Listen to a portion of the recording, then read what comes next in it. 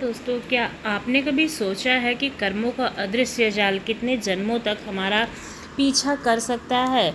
क्या एक जन्म में की गई छोटी सी भूल आपके अगले जन्मों में हमारे भाग्य को पूरी तरह से अंधकारमय बना सकती है?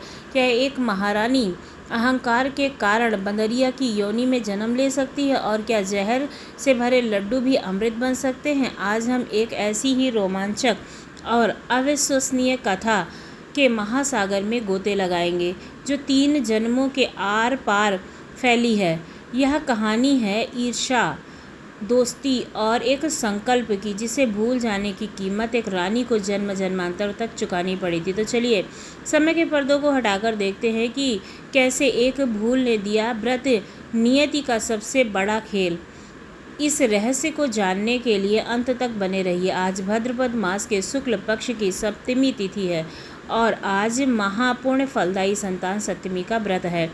इस व्रत के प्रभाव से जल्द ही सूनी गोद भर जाती है। यह व्रत रखने से और इसकी कथा को सुनने से संतान की प्राप्ति, संतान की रक्षा और संतान की उन्नति होती है और साथ ही साथ सभी मनोकामना पूर्ण हो जाती है। जो भी मनुष्य इस व्रत की कथा को सुनता है वह भगवान शिव और माता पार्वती का प्रिय हो जाता है। तो आज मैं आपको सुना रही हूँ संतान सप्तमी की बड़ी ही दुर्लभ कथा। आइए इस कथा को सुनते हैं। हस्तिनापुर के राज सिंहासन पर धर्मराज युधिष्ठिर विराजमान थे, किंतु उनके मुख पर विजय का तेज नहीं था, अपितु एक गहरी विकराल उदासी छाई हुई थी। कुरुक्षेत्र की भूमि पर बाहर रक्त अभी सूखा भी नहीं था और उस महायुद्ध की चित्कारें अब भी रात के सन्नाटे में उनके कानों में गूंज रही थी। राजमहल के गलियारे जो कभी चहल पहल से भरे होते थे, जहाँ पर उत्सवों के हमेशा शोर जीवंत रहते थे, अब एक बोझिल खामोशी में डूब गया था। हर स्तंभ, हर झरोखा, हर कक्ष जैसे उन अनगिनत संबंधियों, मित्रों और योद्धाओं का शोक मना रहा था जो काल के गाल में समा चुके थे। युधिष्ठिर के लिए यह विजय एक ऐसी असहनीय पराजय थी जिसका भार उनके धर्मात्मा कंधों को झुकाए दे रहा था। उन्हें यह राज्य एक शमशान जैसा प्रतीत होता था, जहाँ वे स्वयं अपने ही प्रियजनों की चिंताओं पर शासन करने को विवश थे। एक शाम तक जब डूबते हुए सूरज की रक्तिम किरणें यमुना के जल को सिंदूरी रंग में रंग रही थी, वे अपने सखा, अपने मार्गदर्शक, अपने सर्वस्व भगवान श्री कृष्ण के पास पहुँचे। उनकी आंखों में केवल एक राजा की चिंता नहीं, बल्कि एक ऐसे मनुष्य की पीड़ा थी जो भविष्य के अंधकार में किसी प्रकार की किरण को खोज रहा था। उसकी वाणी में एक विचित्र कंपन था, जैसे कोई वर्षों से दबा हुआ दर्द आज शब्दों का रूप ले रहा हो। उन्होंने अपने हाथ जोड़ लिए, उनकी दृष्टि द्वारिकाधीश के चरणों पर टिकी थी।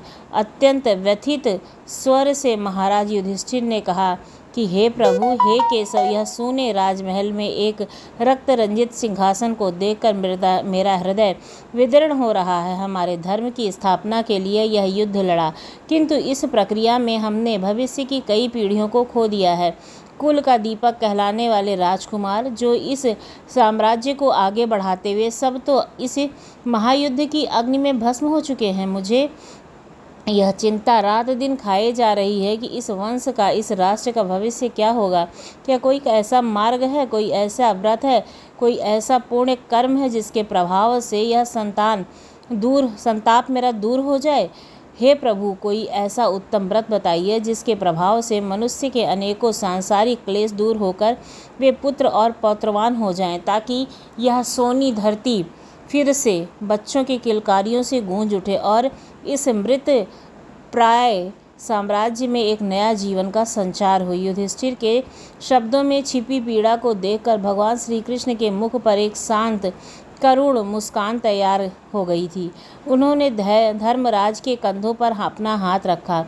उनका स्पर्श किसी दिव्य औषधि के समान था जो युधिष्ठिर के व्यथित मन पर शीतल लेप सा लग रहा था। यह सुनकर भगवान बोले कि हे राजन, तुमने केवल अपने लिए ही नहीं अपितु मानव जाति के कल्याण के लिए यह प्रश्न किया है। तुमने बड़ा ही उत्तम प्रश्न किया है।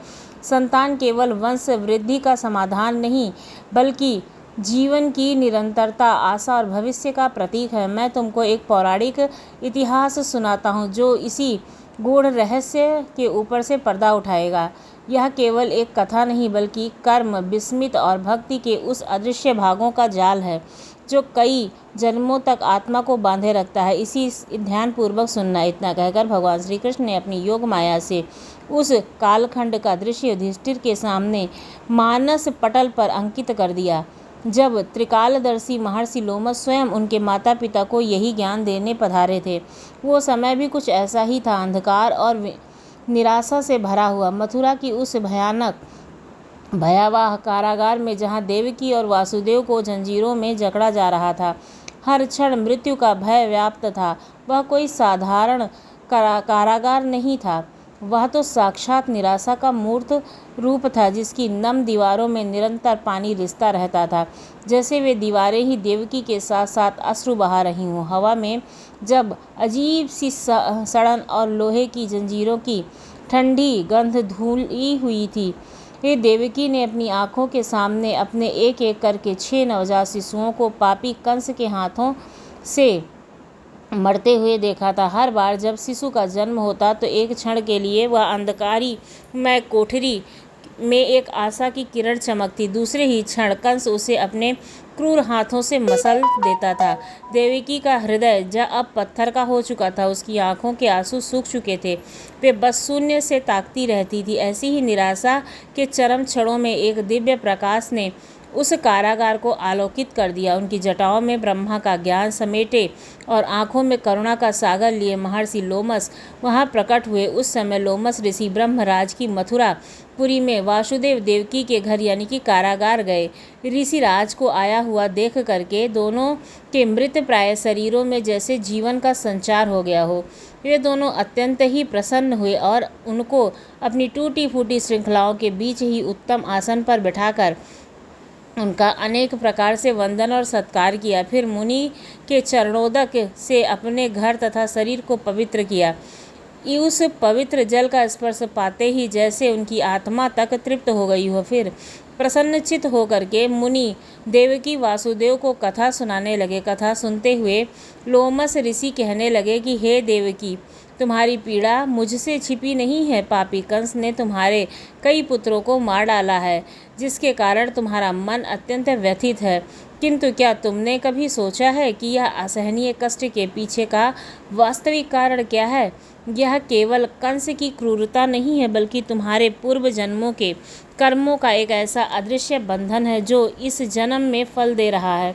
कर्मों का विधान अत्यंत गहन और रहस्यमयी है।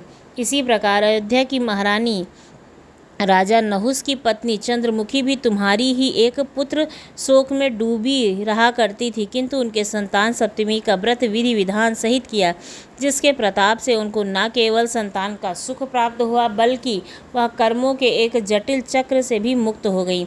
महर्षि के मुख से यह सुनते ही देवकी की आंखें शून्य हो गई थीं। आशा की एक क्षण की ज्योति उसकी आंखों में दिखाई दी। उन्होंने सोचा, क्या मेरे ऐसे दुख का कोई अंत है? क्या मेरी सूनी गोद फिर से भर सकती है? ये सुन करके देवकी हाथ जोड़कर मुनि से कहा, हे ऋषिराज, आप तो त्रिकालदर्शी हैं, आप सब जानते हैं। कृपया करके रानी चंद्रमुखी का संपूर्ण वृत्तांत तथा एक वृत्त को विस्तार सहित मुझे बताइए, जिससे मैं भी इस दुख के महासागर से छुटकारा पा सकूं। मुझे वह मार्ग दिखाइए जिससे मेरे कर्मों का प्रायश्चित हो सके। देवकी की कतार प्रार्थना सुन करके महर्षि लोमस ने उस रहस्य कथा का अनावरण करना आरंभ किया, जो 3 जन्मों के लंबे कालखंड में फैली हुई थी और जिसमें दोस्ती, अहंकार, स्मृति और ईर्ष्या के कई रंग घुले हुए थे। लोमस ऋषि ने कहा कि हे देवकी, अपनी चेतना को एकाग्र करो और काल के पदों को पार करो। देखो, आज से कई युग पहले पूर्ण सलेला सरयू के तट पर बसी अयोध्या नगरी के पराक्रमी राजा नहुस थे। उनकी पत्नी का नाम चंद्रमुखी था। वह अपने नाम के ही अनुरूप चंद्रमा के समान काल और अत्यंत कांतिमयी और अत्यंत सुंदर थी। उसका रूप ऐसा था कि अप्सराएं भी उसे देखकर ईर्ष्या करती थीं। उसी नगर में विष्णुगुप्त नाम का एक विद्वान ब्राह्मण रहता था। उसकी स्त्री का नाम भद्रमुखी सुंदरी था। भद्रमुखी केवल रूप में ही नहीं बल्कि अपनी गुणों में भी साक्षात देवी का स्वरूप थी। रानी और ब्रह्माणी में अत्यंत प्रेम था। उनकी मित्रता की मिसालें पूरे नगर में दी जाती थी। वे हर सुख दुख में एक दूसरे की परछाई बनकर रहती थीं। एक दिन वे दोनों सरयू नदी में स्नान करने गई थी। वह प्रभात अत्यंत मनमोहक था। नदी का जल शांत और निर्मल था, जिसमें उगते हुए सूर्य का प्रतिबिंब सोने की भांति चमक रहा था। घाट पर उन्होंने देखा कि बहुत सी स्त्रियां सरयू नदी में स्नान करके निर्मल वस्त्र पहनकर एक अस्थायी रूप में बनाए हुए हैं। सुंदर मंडप में भगवान शंकर और माता पार्वती की मूर्ति स्थापित करके बड़ी ही श्रद्धा से पूजा कर रही हैं। उनके मुख पर एक दिव्य तेज था और वे किसी गहन अनुष्ठान में लीन थी। उस भक्तिपूर्ण वातावरण को देख करके रानी और ब्रह्माणी के मन में सहज ही जिज्ञासा उत्पन्न हुई। रानी और ब्रह्माणी ने यह देखकर उन स्त्रियों से पूछा, बहनों, आप सब इतनी श्रद्धा से यह किस व्रत का और किस देवता का पूजन कर रही हैं? इस पूजन से ऐसा क्या विशेष लाभ है जो आपके मुख पर इतना संतोष और शांति का भाव झलक रहा है? यह सुनकर स्त्रियों ने कहा कि हम संतान सप्तमी का व्रत कर रही हैं और हमने शिव पार्वती का पूजन चंदन अक्षत आदि से किया है। यह व्रत संतान की रक्षा और प्राप्ति के लिए किया जाता है। यह सब उसी पुनीत व्रत का विधान है। उन स्त्रियों के मुख से व्रत की महिमा सुनकर रानी और ब्रह्माणी दोनों के हृदय में एक तीव्र इच्छा जागृत हुई। यह सुनकर रानी और ब्रह्माणी ने भी इस व्रत के करने के लिए मन ही मन संकल्प किया और घर वापस लौट आईं। उन्होंने एक दूसरे को वचन दिया कि वे इस पुण्यदायी व्रत को पूरी निष्ठा के साथ संपन्न करेंगी। यहीं से उन दोनों की नियति की दिशाएं अलग अलग हो गईं, जैसे एक ही स्रोत से निकली दो नदियां भिन्न भिन्न सागरों की ओर बहने लगी हों। ब्रह्माणी भद्रमुख तो अपने संकल्प पर अडिग रही। उसने व्रत के प्रत्येक नियम को, प्रत्येक विधान को अक्षरशः पालन किया। उसके लिए यह व्रत केवल एक कर्मकांड नहीं बल्कि ईश्वर के प्रति अपने प्रेम और समर्पण को व्यक्त करने का माध्यम था। किंतु रानी चंद्रमुखी राज मदद के कारण अर्थात अपने शाही वैभव और ऐश्वर्य के अहंकार से उस संकल्प के मर्म को भूल गई। कभी वह राजसी कर्मों की व्यस्तता का बहाना बनाकर पूजा में देर कर देती, तो कभी उसे यह विचार आता कि वह तो स्वयं एक महारानी है, उसे इन सामान्य स्त्रियों की तरह कठोर नियमों का पालन करने की क्या आवश्यकता है। उसका मन चंचल था और श्रद्धा अधूरी थी। वह तब कभी इस व्रत को करती तो कभी नहीं करती, कभी भूल जाती। उसे यह आभास नहीं हुआ कि उसकी एक छोटी सी लापरवाही यह अहंकार उसके भविष्य के कई जन्मों पर एक अमिट श्राप की तरह अंकित होने जा रहा है। कर्म का लेखा जोखा रखने वाली अदृश्य शक्ति ने उसकी हर भूल को अपने बही खाते में दर्ज कर लिया था। काल का चक्र अपनी गति से घूमता रहा और कुछ समय बाद दोनों ही मृत्यु हो गई। यमराज के दूत दोनों ही आत्माओं को कर्म का हिसाब चुकाने के लिए ले गए। भद्रमुखी, जिसने पूरी श्रद्धा से व्रत किया था, उसकी आत्मा को पुण्य लोक में स्थान प्राप्त हुआ, किंतु रानी चंद्रमुखी की आत्मा को उसके अधूरे संकल्प और अहंकार के दंड के रूप में पुरु पशु योनि में धकेल दिया गया। यह नियति का एक क्रूर किंतु न्यायपूर्ण विधान था। दूसरे जन्म में रानी ने एक चंचल बंदरिया और ब्रह्माणी ने एक साधारण मुर्गी की योनि में जन्म लिया। यह एक विचित्र और रहस्यमय मोड़ था। ब्रह्माणी मुर्गी की योनि में भी अपने उस पूर्ण कर्म के प्रभाव से कुछ नहीं भूली। उसे अपने पिछले जन्म की धुंधली यादें थीं और भगवान शंकर तथा पार्वती के प्रति उसकी भक्ति अब भी उसकी चेतना में जीवित थी। वो उन्हें नन्हे पंजों से धरती पर शिव का चिन्ह बनाने का प्रयास करती। उसकी हर कूक और जैसे महादेव के लिए प्रार्थना होती। उधर रानी बंदरिया की योनि में अपनी चंचल प्रकृति के अनुरूप सब कुछ भूल गई। उनका जीवन केवल भोजन और उछल कूद में ही सीमित था। उनके मन में अपने पिछले जन्म की कोई भी स्मृति शेष नहीं थी, कोई भक्ति का भाव नहीं था। थोड़ी ही समय में अपनी अपनी आयु पूरी करके दोनों ने अपनी देह त्याग दी। अब उनका तीसरा जन्म फिर से मनुष्य योनि में हुआ ताकि वे अपने अधूरे कर्मों का अंतिम फल भोग सकें। उस ब्रह्माणी ने एक ब्राह्मणी के यहाँ कन्या के रूप में जन्म लिया। उसके जन्म लेते ही घर में जैसे उत्सव का माहौल छा गया। उस ब्राह्मण कन्या का नाम भूषण देवी रखा गया। उसका विवाह गोकुल निवासी अग्निसेल नामक एक तेजस्वी ब्राह्मण से कर दिया गया। भूषण देवी इतनी सुंदर थीं कि वे आभूषण रहित होते हुए भी अत्यंत सुंदर लगती थीं, जैसे उनकी आत्मा का तेज ही उनके शरीर में फूट रहा हो। सौंदर्य की देवी काम देव की पत्नी रति भी उनके सामने लज्जा खाती हों। अपने पूर्व जन्म के पुण्यों के फलस्वरूप भूषण देवी ने अत्यंत सुंदर सर्वगुण संपन्न चंद्रमा के समान कांतिमान धर्मवीर कर्मनिष्ठ और सुशील स्वभाव वाले 8 पुत्र उत्पन्न किए। उनका घर उन बालकों की किलकारियों और हंसी से हर समय गूंजता रहा। यह सब शिव जी का व्रत का पुनीत फल था जो उसे इस जन्म में प्राप्त हुआ था। दूसरी ओर शिव ने विमुख रानी चंद्रमुखी ने एक राजकुल में ही जन्म लिया, किंतु उनके भाग्य में सुख नहीं लिखा था। उनके गर्भ से कोई भी पुत्र उत्पन्न नहीं हुआ, इसलिए वे निसंतान होकर के दिन रात दुखी रहने लगीं। उनका विशाल महल उसे खाने को दौड़ता था। हर कोने की खामोशी उसे उसकी अपूर्णता का एहसास कराती थी। एक रहस्यमय विधान में रहत रानी और ब्राह्मणी से जो गहरा प्रेम पहले जन्म में था, वे जन्म में भी बना हुआ था। वे अब भी सखियां थीं, किंतु उनके भाग्य में जमीन आसमान का अंतर था। रानी जब वृद्धावस्था को प्राप्त होने लगी, तब जाकर के कहीं उनके एक गूंगा, बहरा तथा बुद्धहीन अल्पायु वाला पुत्र पैदा हुआ। ये बालक उनके जीवन में एक आशा की किरण बनकर आया था, किंतु वे किरण भी क्षणिक सिद्ध हुई। वे 9 वर्ष की आयु में एक क्षणभंगुर संसार को छोड़कर चला गया। अब तो रानी पुत्र शोक में डूबकर अत्यंत दुखी और व्याकुल रहने लगी। उनका दुख अब 100 गुना बढ़ चुका था। देव योग में एक दिन भूषण देवी अपने 8 सूर्य के समान तेजस्वी पुत्रों को लेकर के रानी से मिलने उनके महल गईं। रानी का हाल पूछकर सुनकर उसे बहुत ही दुख हुआ, किंतु इसमें किसी का क्या वश चलता। कर्म और प्रारब्ध के लिखे को स्वयं ब्रह्मा भी नहीं मिटा सकते हैं। रानी ने कर्म ऐसे थे, इसी कारण उसे यह असहनीय दुख भोगना पड़ा। इधर रानी अपनी सखी ब्रह्माणी के इस वैभव और उनके 8 स्वस्थ सुंदर पुत्रों को देख करके उससे मन ही मन भयंकर ईर्ष्या करने लगी। उसके मित्रता की भावना पर ईर्ष्या के विषैले नाग ने कुंडली मार ली थी। उसके मन में एक ऐसा काला भयावह पाप उत्पन्न हो गया जिसकी उसने कभी कल्पना नहीं की थी। उस भोली ब्रह्माणी ने अपनी भोली ब्रह्माणी सखी का तप, संताप और अकेलापन दूर करने के लिए कुछ दिनों के लिए अपने 8 पुत्रों को रानी के महल में छोड़ दिया। उसने सोचा कि बच्चों की उपस्थिति में शायद रानी का महल भर जाए और उनका मन भी बहल जाएगा, किंतु यह उनकी सबसे बड़ी भूल थी।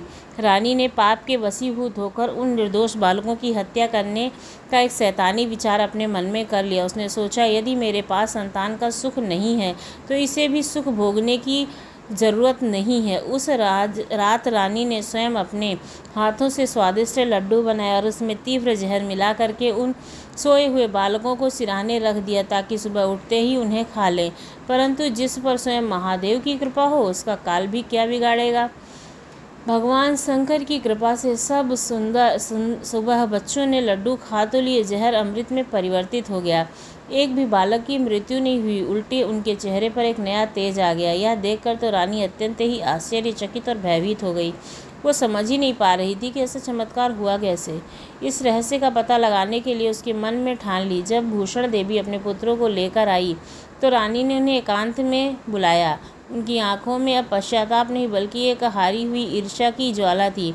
भगवान की पूजा से निवृत्त होकर के जब भूषण देवी आई तो रानी ने उससे कांपते हुए स्वर से कहा, मैंने तेरे पुत्रों को मारने के विचार से इसको जहर मिलाकर लड्डू दिए थे, किंतु इनमें से एक भी नहीं मरा। यह कैसे संभव है? सच सच बता, तूने कौन सा दान पुण्य किया है जिसके कारण तेरे पुत्रों की मृत्यु नहीं हुई और वो मृत्यु के मुख से वापस आ गए। तू नित्य नए सुख भोग रही है और तेरा भाग्य बड़ा प्रबल है। आखिर इसका कारण क्या है? तब जीवन भर तेरी ऋणी रहूंगी।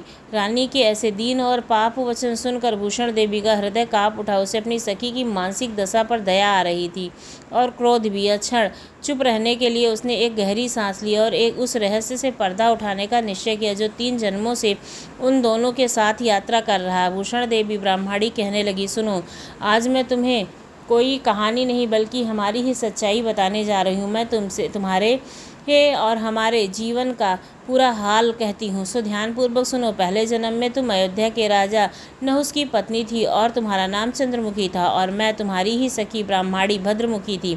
तुम्हें याद है, हमने सरयू के तट पर कुछ स्त्रियों को पूजन अर्चन करते देखा था। इस उत्तम व्रत को करने की प्रतिज्ञा की थी, किंतु तुम राजमद में सब भूल गईं और झूठ बोलने का दोष तुमको लगा, जिसे तुम आज भी इस संतान की हीनता के रूप में भोग रही हो। मैंने इस व्रत को आचार विचार सहित नियम पूर्वक सदैव किया है और आज भी करती हूँ। रानी अविश्वास से अपनी सखी का चेहरा देखती रही। उसकी आंखों में सामने जैसे धुंध छा गई हो। भूषण देवी ने आगे कहा, उस पाप के फल स्वरूप दूसरे जन्म में तुमने एक बंदरिया का जन्म लिया तथा मुझे एक मुर्गी की योनि मिली। फिर भगवान शंकर की कृपा से इस व्रत के प्रभाव से मैं उस योनि में भी अपनी भक्ति को नहीं भूली और निरंतर उस व्रत का मानसिक रूप से ही सही पर नियम पूर्वक पालन करती रही। तुम अपनी बंदरिया की योनि में सब भूल गईं, अपनी प्रतिज्ञा, अपनी भक्ति, सब कुछ। मैं तो समझती हूँ तुम्हारे ऊपर यह तो भारी संकट है। तुम्हारी यह जो सूनी गोद है उसका एकमात्र यही कारण है और दूसरा कोई कारण हो नहीं सकता है। तुम्हारी ईर्ष्या, तुम्हारा दुख सब उसी एक भूल की जड़ से उपजा है। इसलिए मैं तो कहती हूँ, अब भी समय है, पश्चाताप करो। आप अभी संतान सप्तमी के व्रत को विधि पूर्वक अपनाओ, जिससे आपका यह जन्म संकटों का दूर हो जाए। और लोमस ऋषि ने कहा कि हे देवकी, अपनी सखी ब्राह्मणी के मुख से अपने पूर्व जन्म की आश्चर्यजनक और भयावह कथा तथा अपने ही संकल्प को भूल जाने की बात सुनकर रानी को अपनी सारी पुरानी बातें किसी चलचित्र की भांति याद आ गई। उसे सरजू का वह तट, वह प्रतिज्ञा, वह अहंकार सब कुछ स्पष्ट दिखने लगा था। वह अपने किए हुए घोर पश्चाताप करने लगी तथा अपनी सखी ब्राह्मणी के चरणों में गिर गई और याचना करने लगी। भगवान शंकर माता पार्वती की अपार महिमा के गीत गाए। उसकी आंखों में बहते आंसू केवल दुख के नहीं बल्कि प्रायश्चित के भी थे, जो उनके पापों को जला रहे थे। उसी दिन से सच्ची रानी ने सच्चे हृदय से नियम अनुसार संतान सप्तमी का व्रत किया, जिसके प्रभाव से रानी को एक दिव्य गुणवान संतान का सुख मिला तथा संपूर्ण सुख भोग कर रानी अंत में शिवलोक को चली गई। भगवान शंकर के व्रत का ऐसा प्रभाव कि पथ भ्रष्ट मनुष्य भी अपने पथ पर अग्रसर हो जाता है और अंततः ऐश्वर्य भोग कर मोक्ष को पा लेता है। यह कथा समाप्त करके लोमस ऋषि ने देवकी की ओर देखा, जिनकी आँखें में अब निराशा नहीं बल्कि नई आशा की चमक थी। लोमस ऋषि ने फिर कहा कि देवकी, तुम्हारी इसलिए मैं तुमसे भी कहता हूँ कि तुम भी इस व्रत को करने का संकल्प अपने मन में करो और तुमको भी कंस के भय से मुक्ति मिलेगी और संतान का सुख अवश्य ही मिलेगा।